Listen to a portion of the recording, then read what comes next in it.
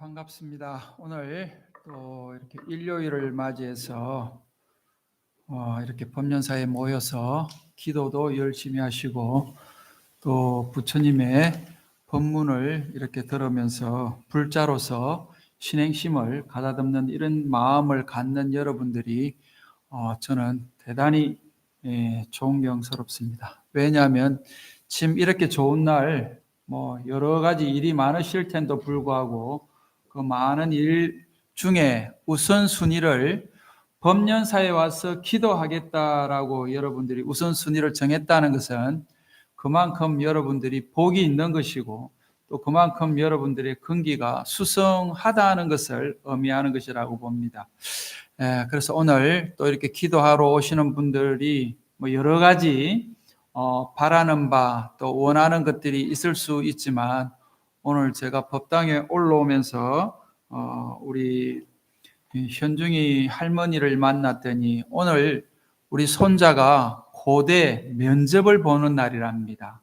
그래서 오늘 고대 면접 보는 이 손자를 위해서 내가 열심히 오늘 기도를 해야 되겠다. 그래서 이 법당에 초도 올리고 지금 여기 아마 오늘 시험 보는 그 현중이를 위해서 아마 할머니가 정성스럽게 초도 올리고 또 약사전에도 또 이렇게 초 올리고 기도한다라고 하시는 그 말씀을 제가 듣고 우리가 여기 모이는 이유가 다른 것이 아닐 거라고 봅니다. 내가 바라는 바 또 내가 원하는 바를 부처님께서 꼭 좀 이루어 줬으면 좋겠다. 그런데 나보다도 내 가족을 또 나보다도 또 우리 지금 이런 손자나 또 지금 우리 이웃을 위해서 이렇게 기도한다는 이 마음이 우리 불자들이 갖고 있는 기본적인 마음이라고 봅니다. 그런데 그 전에 우리가 교육을 잘못한 것 같아요. 불교 대학이다라고 하면서 또 불교 교리를 가리킨다라고 하면서 이 기도를 마치 기복을 비는 미신을 따르는 이런 것으로 우리가 치부하는 그런 폄하하는 그런 때가 있었던 것 같습니다. 사실은 종교라고 하면 기본적으로 기복이 가장 밑바탕이 되지 않으면 종교로서의 역할을 못합니다. 그런데 우리는 그것을 마치 우리 불자들이 또 아주 조금 수준이 낮아서 절에 와서 복만 비는 이런 형태로 신행생활을 한다라고 해서 이렇게 좀 어리석은 사람이다라고 이렇게 했습니다마는 그 이야기를 주로 했던 사람들이 기독교인들입니다. 그런데 기독교인들의 지금 신앙 행태를 보면 우리보다도 훨씬 더 기복적입니다. 여러분 순복음교회 가보셨나요? 거기는 울고불고 난립니다. 지금 오늘 현중이 고대 면접하라고 할머니는 그냥 조용히 와가지고 초 올리고 기도하는데 만약에 우리 할머니가 순복음교회 갔다라고 하는 것 같으면은 아마 지금 울고불고 난리가 났을 거예요. 우리 현중이 그냥 이번에 고대 면접 보는데 꼭 붙여주라고 그냥 주여 믿습니다. 그냥 이렇게 하는 것이 오히려 그쪽에는 더 적극적으로 이렇게 합니다. 그런데 우리 불자들은 봐보세요.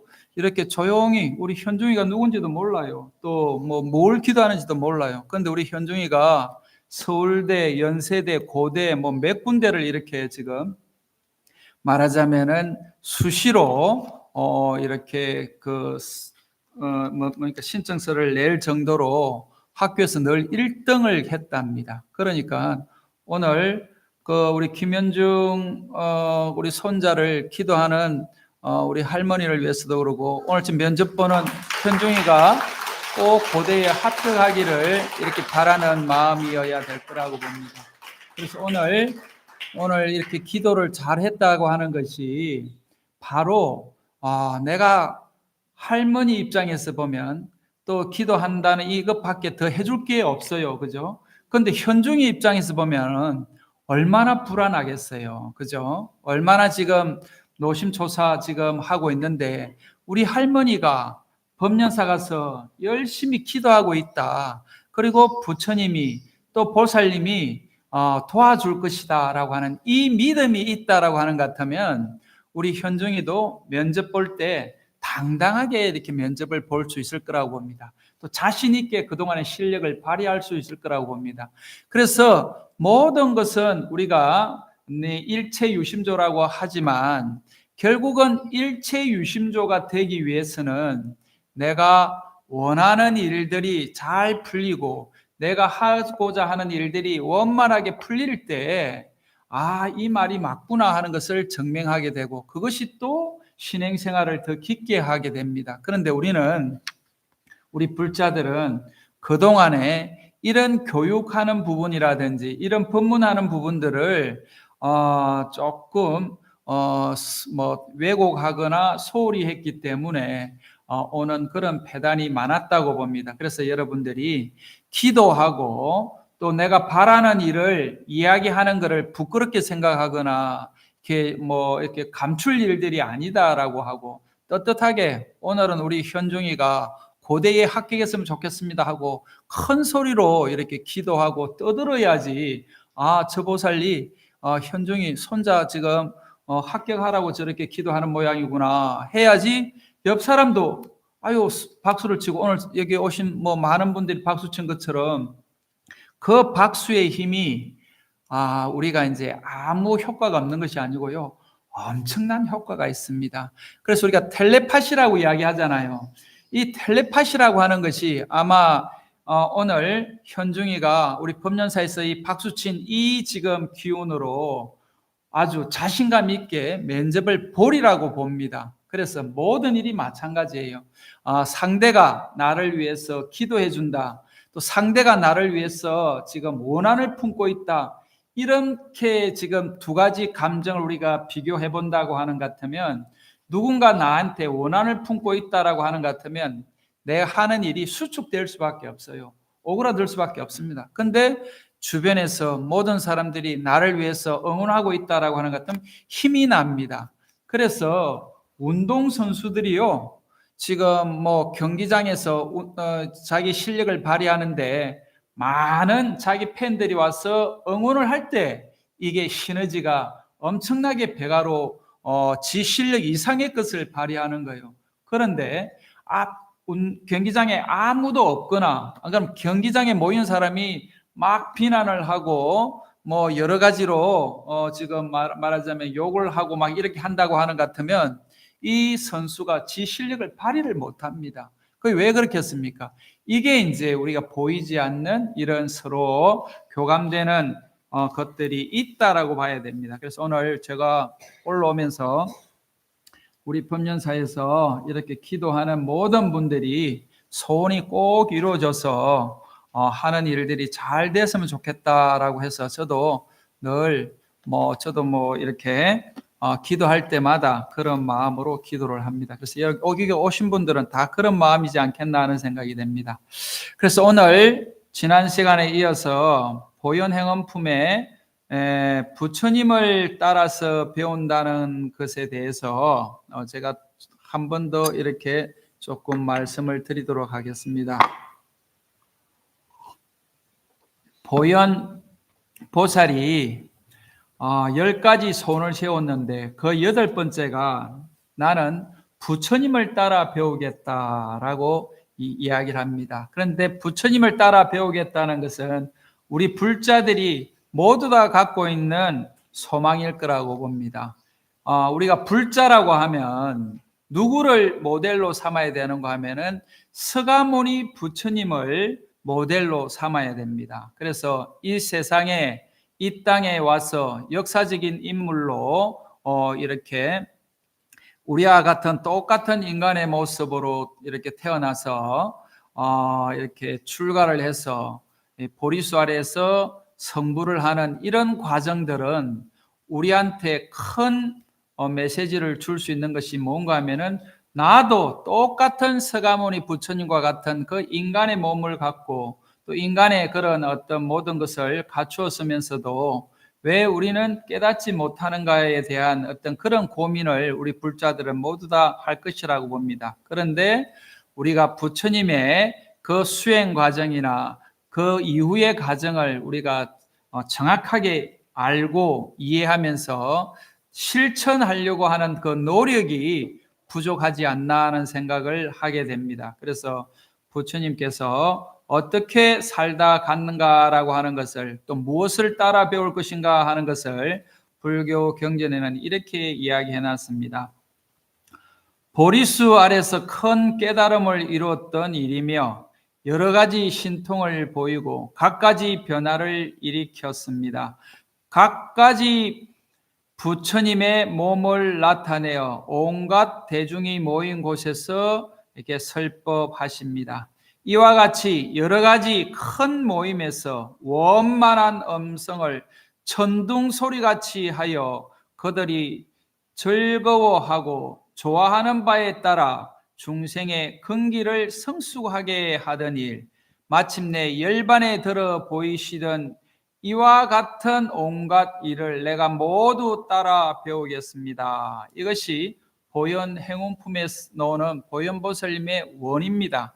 그래서 이걸 자세히 더 들여다보면 부처님께서 보리수 아래서 큰 깨달음을 이루었다라고 하는데, 보리수 아래서 깨달음을 어떤 것을 깨달았는가 하면은, 우리가 여러분들이 교리를 많이 배웠겠지만 결국 부처님이 깨달은 것은 삼법인 사성제를 깨달은 겁니다. 부처님이 다른 것을 깨달은 것이 아니고요, 사성제를 깨달았다라고 이야기할 수 있는 것은 부처님이 깨달은 바를 제일 먼저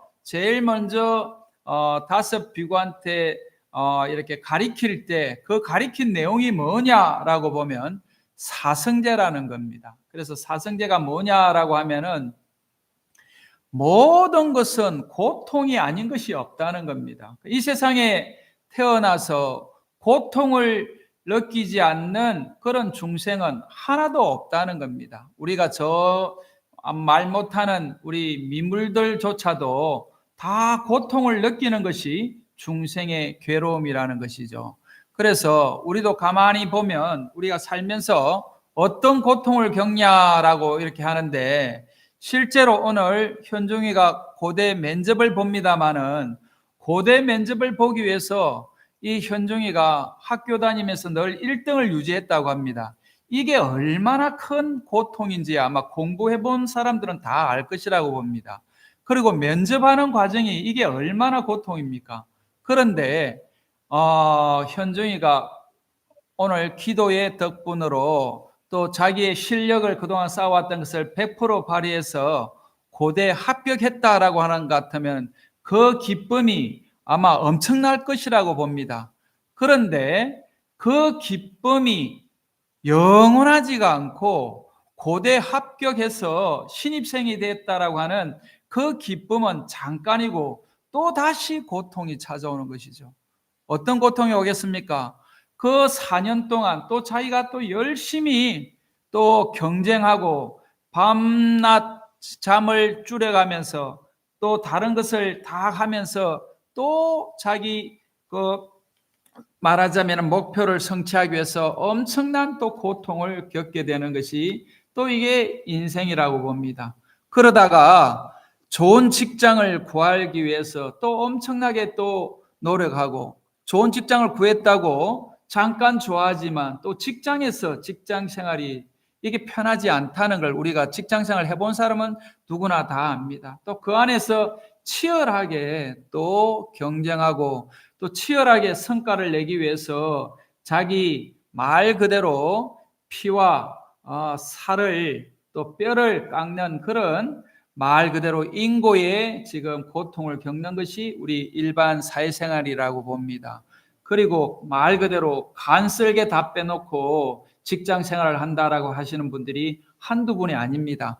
그런데 간쓸게를 다 빼놓고 이렇게 성진을 계속 해가면 좋은데 성진할 수 있는 사람은 그렇게 많지가 않습니다. 그렇게 보면 이 지금 우리가 직장 생활을 하면서도 그 고통이 오고, 또 이제 좋은 배우자를 만나서 결혼을 한다라고 하는 것 같으면 결혼한다라고 하는 청첩장 돌릴 때 그때 그 기분, 그 설레임, 그 다음에 웨딩 드레스를 맞춘다라고 하면서 그때 웨딩 사진 찍는 모습이 그 지금 여성의 인생에 있어서 최고 아름다운 순간이 아마 웨딩 사진을 찍을 때 그 모습이지 않겠나 하는 생각입니다. 그런데 그 한 여성의 웨딩 드레스의 그 모습도 거기서 딱 멈춰버리면 얼마나 좋겠습니까? 그런데 이것이 계속 변하다가 보니까 주름이 지고 또 머리칼이 또 휘어지고 이러면서 병이 들고 나이가 들어서 어느 날 보니까 전혀 내가 다른 모습으로 변해 있는 것이 이게 인생입니다. 그래서 늙고 병드는 것이 고통이라는 거예요. 그리고 정말 젊은 사람들, 지금 오늘 이렇게 젊은 사람들도 보이는데 이 젊은 사람들 보니까 얼마나 이쁩니까? 이 젊었다는 것 자체가 이쁜 거예요. 네? 그래서 오늘 아빠를 따라온 거요? 네? 아빠를 따라왔어요? 학생이죠? 몇 학년인가요? 고3인가요? 대학 3학년. 아이고, 고3 같이 생겼는데. 그럼 오늘 아빠를 따라온 고3한테 큰 박수 한번 부탁드릴게요. 네. 그래. 진짜 아빠를 많이 닮았네, 이렇게 보니까. 붕어빵이라고.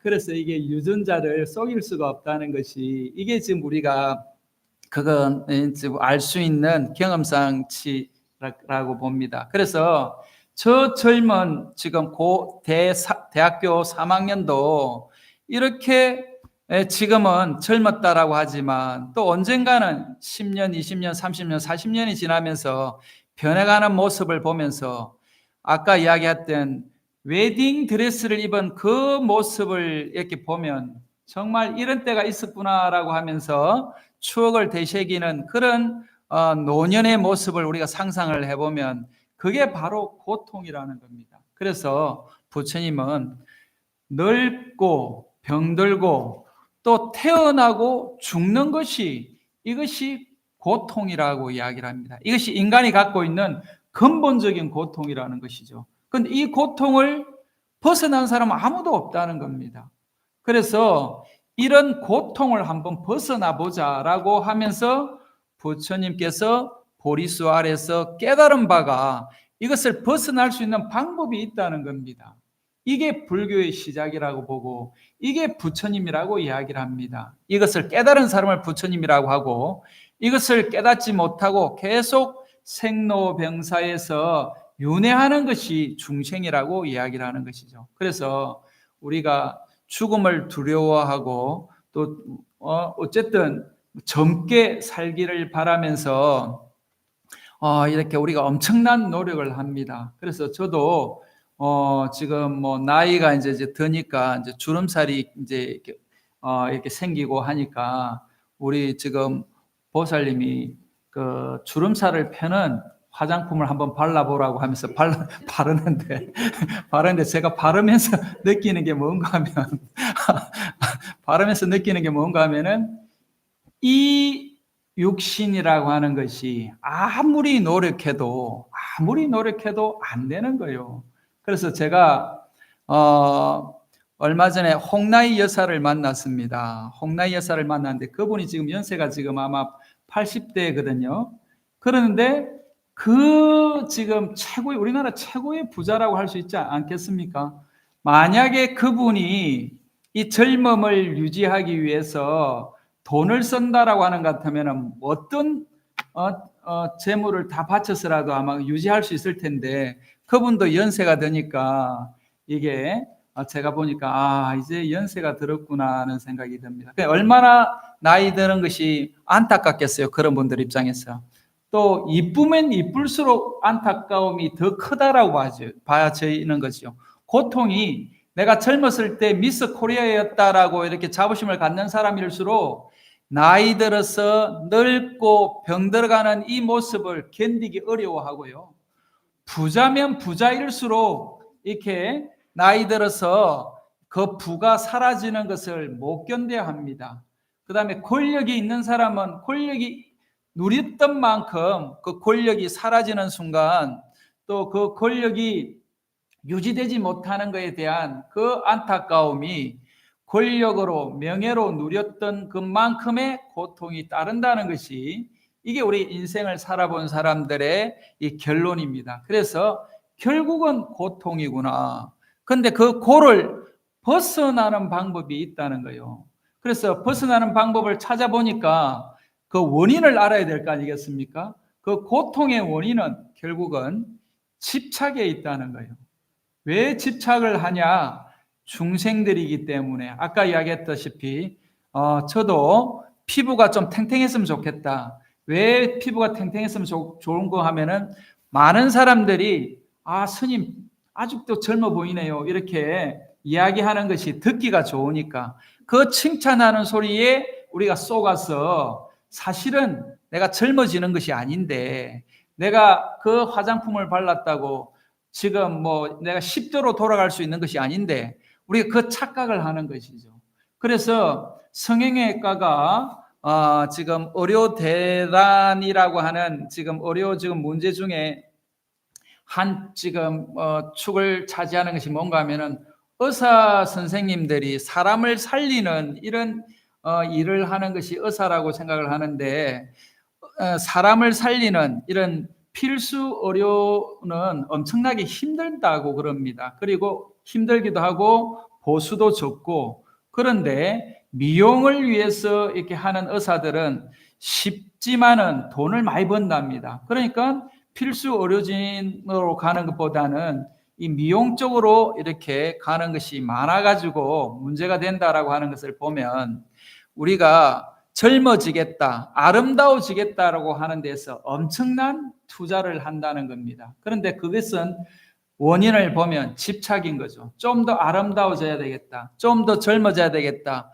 집착하면 집착할수록 우리가 점점 이렇게 옛날에 정말 뛰어났던 아름다움을 유지했던 그 탤런트들이 성형하고 보톡스 맞고 이렇게 하면서 그 젊음을 어느 정도 유지하다가 나이 들어서 보니까 옛날에 내가 그렇게 좋아했던 그 배우인가 옛날에 그렇게 좋아했던 탤런트인가 할 정도로 이렇게 변해가는 그 모습을 보면 본인은 더 안타까울 거라고 봅니다. 그래서 그것을 벗어나야 되겠다라고 하는 것이 이 부처님께서 깨달은 것입니다. 그래서 그것이 뭐냐? 팔정도를 행하는 것이다 라고 해서 팔정도라고 하는 것을 지금 부처님께서 이렇게 정진의 수단으로 만들어 놨습니다. 그래서 어려운 것이 아니고 우리 바르게 살아야 되겠다. 바르게 살면 이 지금 우리가 말하는 이 생로병사라고 하는 이 고통에서 벗어날 수 있다라고 하는 것이 지금 부처님의 말씀입니다. 그래서 우리는 희망을 갖고 바르게 살면 그 해결이 될 수가 있겠구나. 그렇다라고 하는 것 같으면 이 생로병사의 고통을 우리가 벗어나는 이 불자로서의 지금 삶을 살 수가 있다라고 하는 것이 희망적인 것이죠. 그래서 부처님께서 보리수 아래서 깨달은 것이 뭐냐라고 하면은 사성제를 깨달았다, 연기법을 깨달았다, 중도를 깨달았다, 여러 가지 이야기를 많이 합니다. 공을 깨달았다 이렇게 이야기도 하고 여러 가지 이야기를 많이 하는데 그 여러 가지 이야기를 우리는 복잡하게 교리적으로 지금 이야기하기보다도 한마디로 이야기하면은 바르게 살고 착하게 살아야 된다라고 이렇게 이야기할 수가 있을 거라고 봅니다. 그래서 내가 지금 바르게 사냐, 착하게 사냐, 다시 말하면 내가 이 땅에 와가지고 조금이라도 주변 사람들한테 또 나 자신한테 부끄럽지 않고 이 내 옆에 있는 사람들한테 불편함을 주지 않는 조금이라도 힘들게 하지 않는 그런 삶을 살고 있는가를 늘 이렇게 챙겨본다라고 하는 것 같으면 부처님의 이 가르침에 깨달음을 얻지 않겠나 하는 생각이 됩니다. 그래서 부처님께서 보리수 아래서 깨달음을 얻는데 아까 이야기하는 그런 것을 우리가 깨달았다는 겁니다. 그래서 고통에서 벗어나는 방법을 깨달았다라고 여러분들이 그렇게 보면 좋겠습니다. 그래서 부처님께서 깨닫고 나서 뭘 하셨는가 하면은 대중들을 위해서 교화를 하셨다는 거예요. 만약에 부처님이 깨달음을 얻고 혼자 이렇게 즐기다가 가셨다라고 하는 것 같으면 불교는 존재하지 않을 것입니다. 그런데 부처님께서 내가 깨달은 이 깨달음을 많은 고통받는 중생들을 위해서 내가 교화를 해야 되겠다. 그래서 우리 불자들은 가장 중요한 우리 것이 뭔가 하면 전법이라고 이야기를 합니다.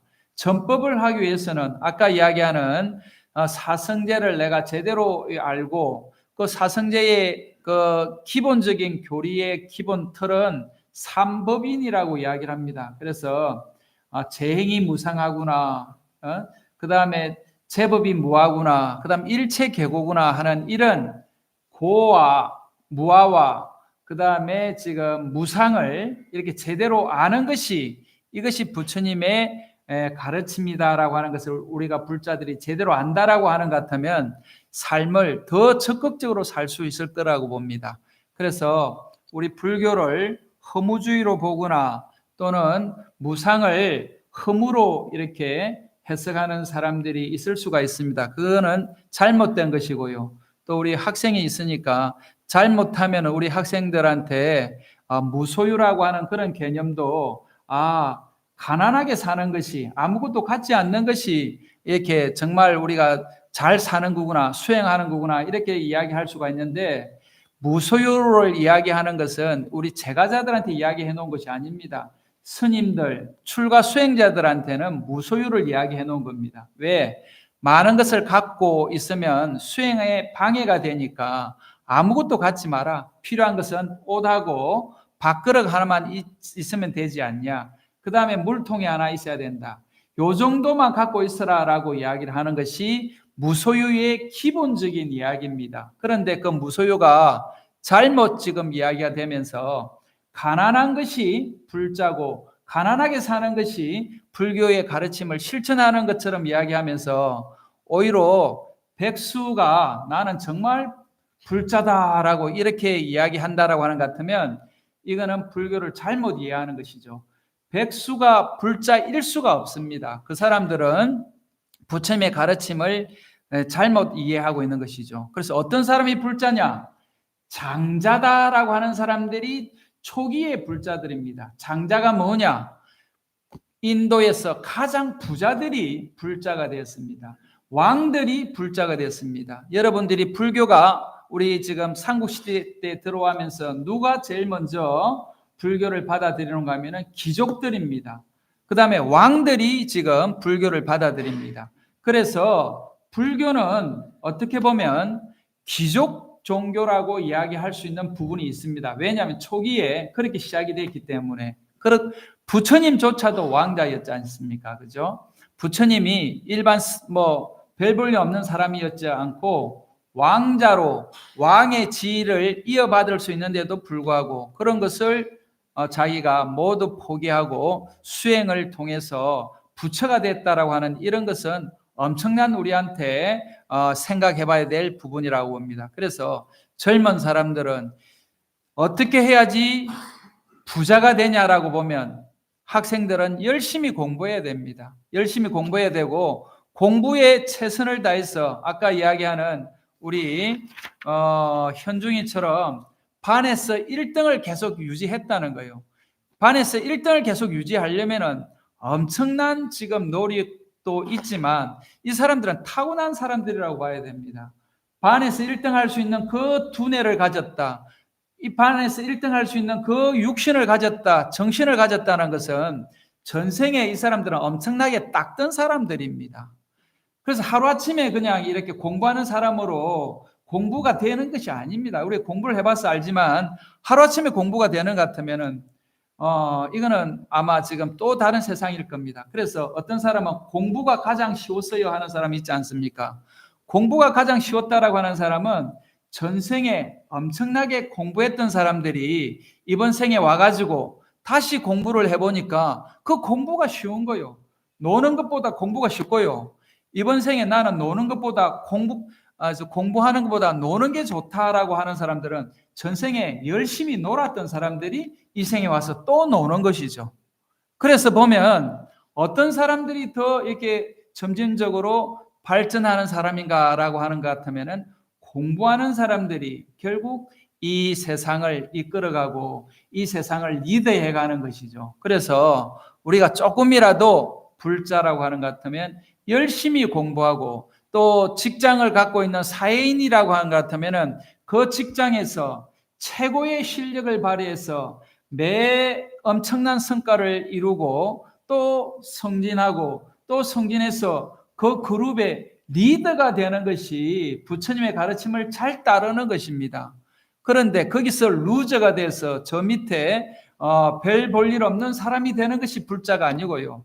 부처님의 가르침을 제대로 실천하는 것 같으면 계속 승진할 수밖에 없습니다.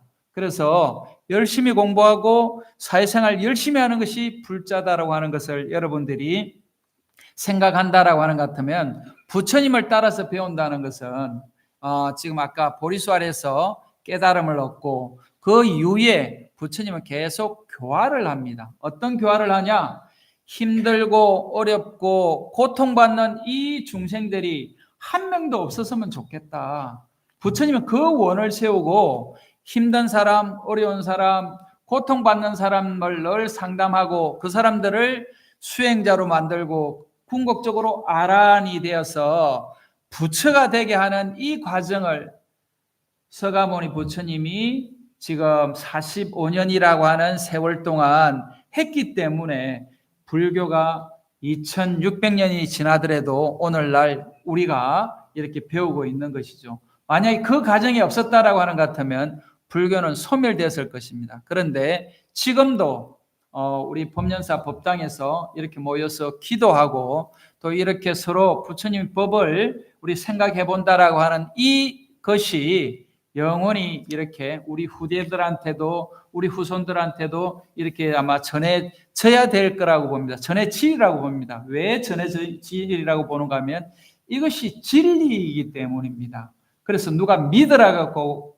주장하는 것이 아니고 내가 부처다. 내가 지금 가르침을 이 교리를 내가 스스로 이해하고 실천해서 정덕해가지고 또 이것을 많은 사람들한테 말하자면 중생들한테 교화를 폐겠다라고 하는 이런 발언을 하는 것이 불자들이 갖춰야 될 일이고 또 우리가 부처님을 따라 행해야 될 일이라고 봅니다. 그래서 보현 행원품 부처님을 따라 배운다는 것은 다른 것을 배우는 것이 아니고 이 생로병사를 벗어날 수 있는 이런 지금 가르침을 따라서 우리가 중생의 그런 아픔을 다 내가 보듬고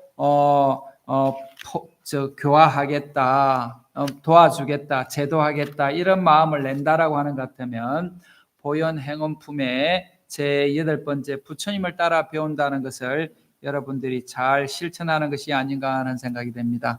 오늘 이렇게 법연사에 오셔서 또 이렇게 기도하고 정진하는 여러분들의 모든 일들이 잘 되기를 바라고 또 오늘 다시 한번 우리 현중이 기도하는 우리 할머니 너무 편안한 마음으로 이렇게 돌아가서 현중이한테 면접 잘 보라고 이렇게 이야기하시고 또 이렇게 다음에 올 때는 또 고대 합격했습니다 하는 이야기를 같이 할 수 있는 그런 시간이 됐으면 좋겠습니다. 감사합니다.